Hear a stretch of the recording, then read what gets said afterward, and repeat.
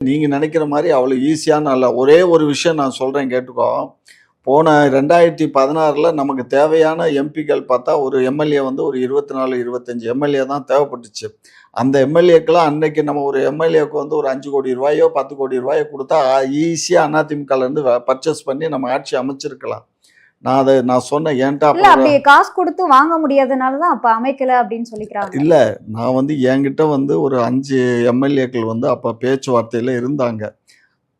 அதனால பேச்சுவார்த்தையில இருந்ததுனால அவங்க யாரும் பணம் கேட்கல, பேச்சுவார்த்தையில இருந்தாங்க. இத நான் அவர்கிட்ட சொன்னேன். அப்ப அவர் என்ன சொன்னாரு தெரியுமா? நம்ம வந்து தேர்தல சந்திச்சு, தேர்தல்ல வெற்றி பெற்று தான் நம்ம ஆட்சி அமைக்கணுமே தவிர, இது போன்ற குறுக்கு வழி நமக்கு தேவையில்ல நாயுடு அப்டின்னாரு. அப்ப ஸ்டாலின் அவர்கள் சொன்னாரா? ஸ்டாலின் அப்ப எவ்வளவு நேர்மையா. சரி, இப்ப இதுவே வந்து எவ்வளவு பெரிய பொய் அப்படின்றது தெரியுது. என்ன பொய்? ஏன்னா இந்த மாதிரி ஸ்டாலின் அவர்கள் நம்ம